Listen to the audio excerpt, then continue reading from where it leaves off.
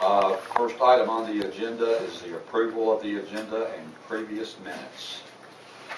Motion to approve. All right, there's a motion, is there a second? Second. All right. Second. All right, all in favor say aye. Aye. Any opposed? Okay. All right, this time, just want to mention about the upcoming schedule, mainly the retreat. Just make sure you have those dates. And then next week, is everyone planning on going next week to the meeting in Pinehurst? You are, aren't you? I think it's just Mike and Nancy and Pat. I'm going. And you. Okay. I'll go next year. All right, next item on the agenda is report of our CEO, Brian. You. I was going to mention Pinehurst, and if you have any questions about the plus ones, Brooklyn, please be sure to confirm all of that. Hopefully we got all that right. We do have our reservation at Theo's on Thursday night at 6:30, something like that. Maybe 7? Okay. And hopefully won't be up there on the ledge this year. That was a cozy. We always say when the commissioners, when they have it, we always just say we're going to Moore County. Say, Oh, sounds a little better. you gonna be at Moore County? Oh, yeah. Yeah, we're going to Moore County, yeah. I'll be down in Moore County. Well, this conference has been going on Oh, yeah. longer than I've been in North Carolina. Let's put it that way. Our airport owners. Meetings down there. Come up, I go to that usually. We had a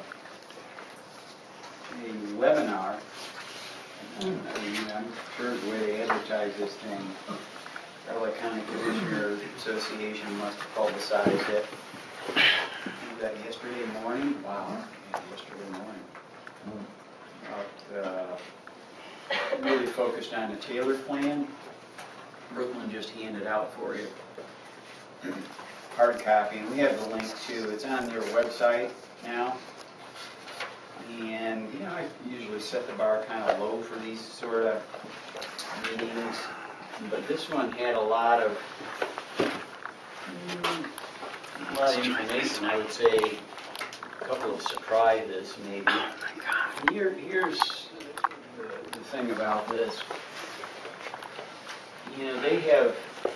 The department, and when I say they in this case, it's the secretary, Mandy, Dave, Richard, and Cody Kinsley, who's a new guy who's really a lot of great energy and has really put a positive stamp on things, really at that level. Have put a lot of effort into meeting with the LME-MCO CEOs. So I give them credit for that, and so when they come out with these public webinar information dumps, we're of course always interested in kind of understanding things before they become super public and discussing, impacting, so that caused us some ripples on some of this, especially on page, a lot of this, and I would just say most of it is very consistent with everything that's been said, and they're just making things a little, gradually more succinct, a little more explicit. But the information on page 8, I can tell you the last meeting I was at, I used to call those the CEO meetings with the department. We probably talked about care coordination, what it is we do today in care coordination. And, we have made we often kind of, I don't even think it's tongue-in-cheek. Most people associate us with the Cadillac version of care coordination. So this has been very near and dear to our hearts for a long time. And how that will change as the tailored plan evolves, and even to some degree with standard plan. and what will be the responsibilities, let's just say the care management responsibilities for standard plans. And we've spoken previously about the interest that some of the health plans have in us helping to manage even the mild to moderate population that they'll have in standard plan. So I guess all this is in the service of saying, I don't know of something that we have talked about more with the secretary. So when they came out with this really had some different flavors to it, and people reacted pretty strongly to that, and it's just a darn shame that they really are making, again, this effort to work with us, but then will sort of launch these things without a lot of, or any, in this case, notice. This puts a really big dent in the care coordination that we do today. The term care management, and I think that what we'll need to do is to just have these definitions as much as we can find them. Unfortunately, a lot of words get used and almost interchanged. We have care coordination, we have care management, and we have case management. Care, and we probably have some others that I'm not even thinking of, some combination of those 2 or 3 words. So it's very confusing for people. But at any rate, you can see the model here that they're looking at is to, and again, this would be, maybe at the retreat, this would really be worth a little bit of a drill down about the advanced medical homes, the behavioral health homes, how those are alike or dissimilar from what we have now with some of our providers, and how all of this evolution is going to occur. But the responsibility for a lot of the care management you see here sounds very much, which it would be something provided by the health homes, is a lot of what we do today. I guess is the simplest way I can put it. So that was a little bit of a surprise to us that they were drawing the line so much in such a manner as to limit our role there. So that's one where, now after this happened, this lasted, I don't know, maybe like an hour, hour and a half, the CEO meeting started. And there was probably another hour and a half. Half of the time we spent talking about this and how really upset people were by the lack of any kind of advanced discussion, because we made such a big deal. It was maybe 3 weeks ago about defining this, explaining why we thought what we did. This is the expertise that we have now. And they're essentially putting the responsibility for that into organizations that in some cases don't even exist yet, much less have the experience to be able to do the work they're talking about. And again, I'm really making this easy to understand. I'm not wrong about any of it, though. But in simplifying it, sometimes there's a little bit of risk of that. So that page 8, that's a big deal. There's going to be a lot more discussion about that.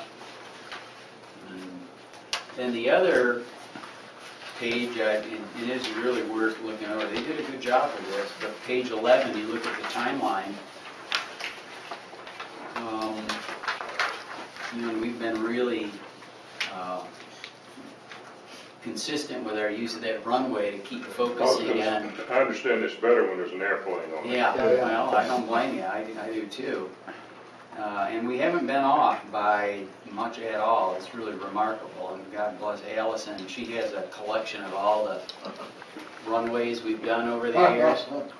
It's really, We may put it to music. yeah, we probably should. I don't know what the music would be, but something good, I'm sure. If you look at, and again, a lot of this are exactly the dates we have on our runway and the predictions we've made. I think what is a little bit surprising here is the early launch of the, and they're calling it, again, it's an RFA, it's not an RFP, as early as February 2020, and then contracts awarded May 2020, and then go live July 2021. We've always had that as that end date, but for that process to begin so early is not what anybody expected, nor what we predicted on our runway. So everybody's kind of like, whoa, you know, that's not very far away.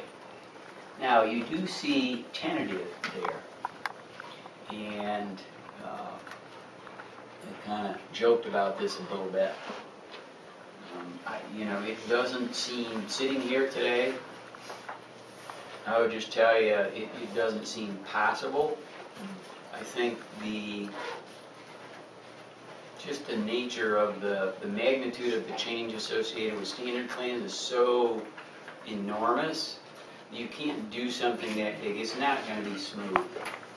You know, there's going to be a lot of problems with it that they'll be working out over time. So to think that then, I mean, really midway, you know, right on the heels of that, you're going to launch this other very complicated specialty health plan. I mean, you know, a reasonable person would probably question that. So I think those are probably two of the more important slides in here.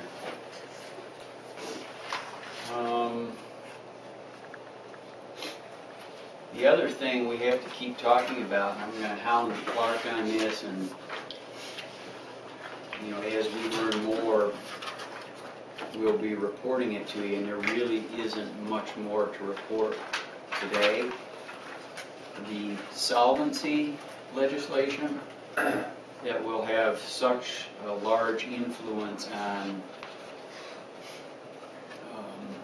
you know, how much savings we'll be able to retain and what we will be able to use it for. Let's just put it that way. You know, the effort was a good one, and it's one that I can, you know, tell you specific meetings with legislators that I had around, you know, how important it is for someone to decide, well, just how much savings should the LME NCS have, rather than having this kind of open cookie jar where they reach in and say, oh, well, let's reduce single stream by $120 million this year, we'll just take it out of them. You know, at some point you can't keep doing that. I mean, if you look at the trend of that, everybody has less and less money. In some cases, very, very little money. We presently, I think as of the last calculation, and Clark's folks have done a good job of keeping this up. We could actually grab it for you and show it. I think we lack 30 days cash. When you net everything out, 30 days flat. and we're not alone in that. I'd say probably, is everything maybe about half of it? Yeah, in fact, Do I've got it right here. And this is as of September. Yeah. Okay, so because we're presenting the September financials, but we were underwater, you know, in terms of the 30 days, by about almost $4 million. Let's see this.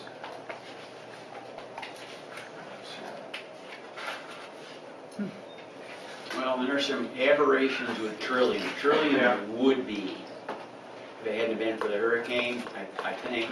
I mean, you know, they've had less cash. They've had the least amount of cash, let's just put it that way. But because of the hurricane, there's so little expenditure, so little payment for care. They've accumulated kind of quickly kind of a bubble of cash that'll probably over time maybe take care of itself, so that they may not be, as Clark is saying, there's a lot of it that would have been. Yeah, they got about $6 million, so they're getting pretty close. Cardinal's down to 3. Cardinal's down to 3. Alliance is 23 in the hole. Partners has got 16. Sandhill's got 46. They're the only ones with any substantial amount, so. So how much is enough or too much? And then how does reinvestment funding factor into the amount of money you have, I guess is the simplest way I would put it. So this has an enormous impact on our budget and our reinvestment planning.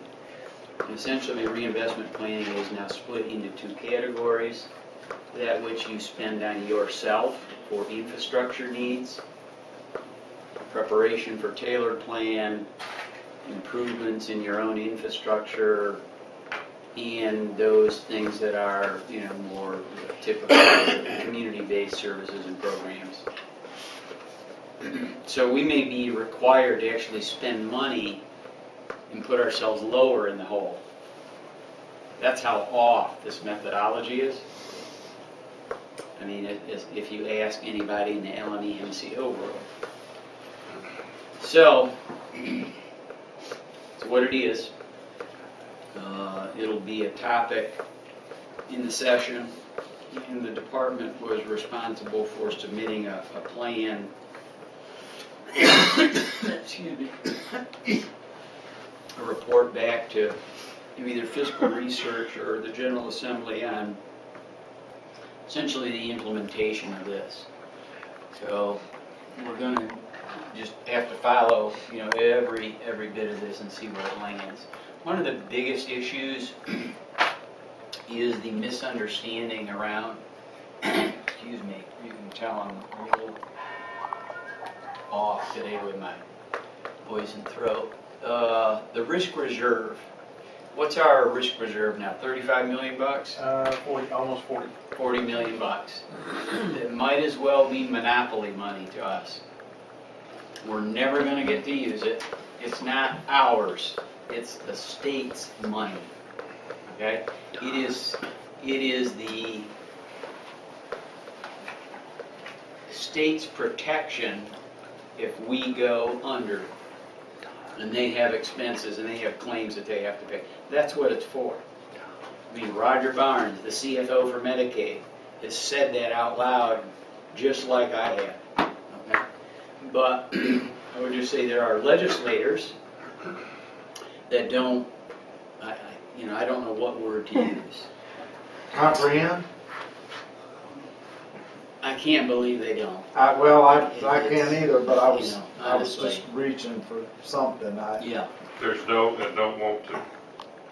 So I don't know, Clark, can you just do, off the charts there, kind of what our total cash position is, and then you net out, so there's AR, Right.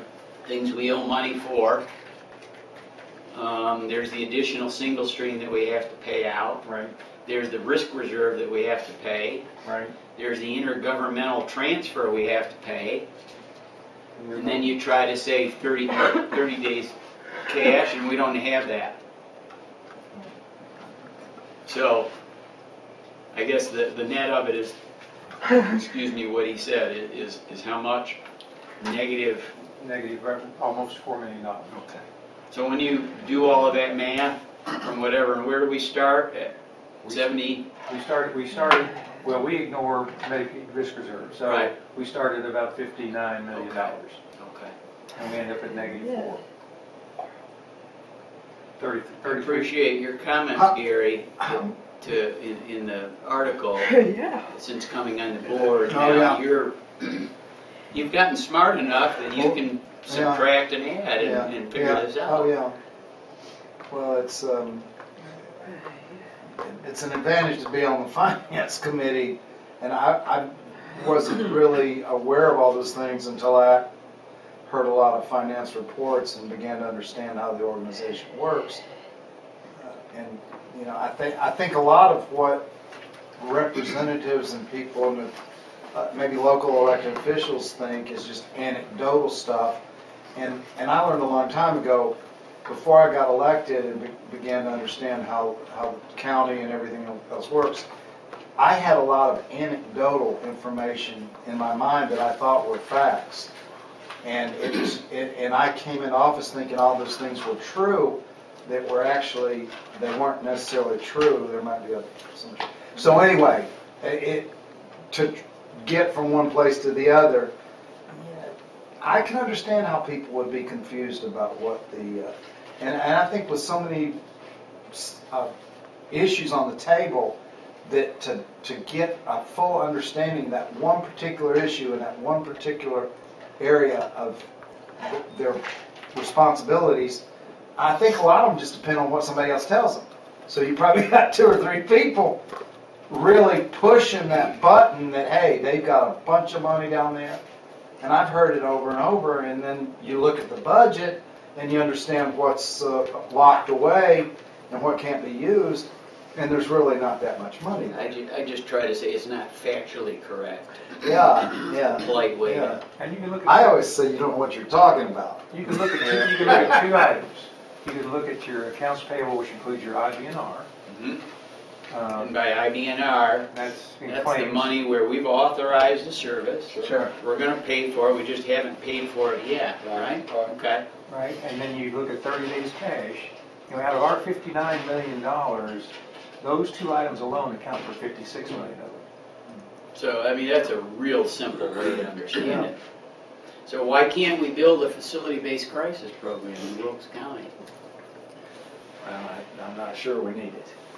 Well, but there isn't enough, there isn't We need enough something, money. but I'm not sure that we need that. There isn't enough money. Well, on the front, neither on the front end or as a legacy cost, it would be exorbitant. $2+ million a year. Oh, yeah, and New most of money. that would, because there isn't funding for it, most of that would fall to the county's budget. And it would, and it's, money that's not been, It'd be on us. yeah. It'd be on us. Where would you like to add another $10 million to that story he just told you? Yeah.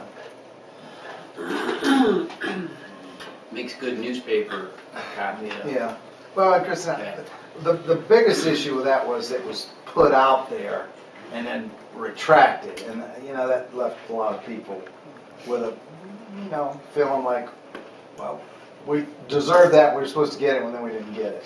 And, then when you start trying to blame somebody else, whether, for whatever reason, that gets lost in translation. And the blame still comes back to probably Vaya and the county commissioners not following through and doing what they, were trying to get done. Can I get the story and your response that you wrote? I've missed that. There's in your packet. Okay, that, It was in the Journal Patriot last week. okay. It just, it was an extensive article about what we're trying to do to move from the 1.4 million that Vaya got in the budget. How can we utilize that money in a cost-effective way as opposed to doing what they mandated in the budget wording? And how do we go through the process of getting from one place to the other without stepping on anybody's toes or? And it should be simple. Brian said earlier, it should be pretty straightforward. It is. But it's not. But it's Well, not. people don't want to learn. I guess I don't know how else to put it. Right. So we've got an opportunity, Mike, instead to do a 24/7 walk-in clinic. It would be way more cost-effective, a lot less capital intensive, and we could use that money to actually operate it for an extended period of time. And it would be very effective in the community to deal with some of the issues that we have. But they were hell-bent to build a 16-bed mini hospital in there, and it's unaffordable. So, I mean, a perfect world would have been great, I suppose. Yeah, I mean, But you could question whether it's yeah. the right thing now, but I mean, before that even, there's no financial viability. Right. That's what I got for you. A lot of good news, huh? I I think everybody thought I just sold out. When I got on the board, I became, a member of the. Just sold out Wilkes County, but I didn't. No, got a nice Rick little- knows I did. Yeah, anybody Nice little knows you do, spreadsheet. that's not the way. No. Nice little spreadsheet I use that I've spoken to several legislators, aides, and it is the same response. It takes about 10 minutes and I got it now. Yeah. I know one thing, that croissant was good. He likes our food. Well, at this time, it's time to go into closed session pursuant to North Carolina General Statute 143, 318, 11A1, in order to prevent disclosure of competitive health care information that is privileged or confidential pursuant to North Carolina General Statute 122C, 126.1, are not considered a public record within the meaning of Chapter 132 of General Statutes, and to consult with attorneys pursuant to North Carolina General Statute 143, 318, 11A3. Is there a motion? Don't make me repeat. So moved. Okay. Second. Okay. Thank you, gentlemen. All in favor, say aye. Aye. Aye.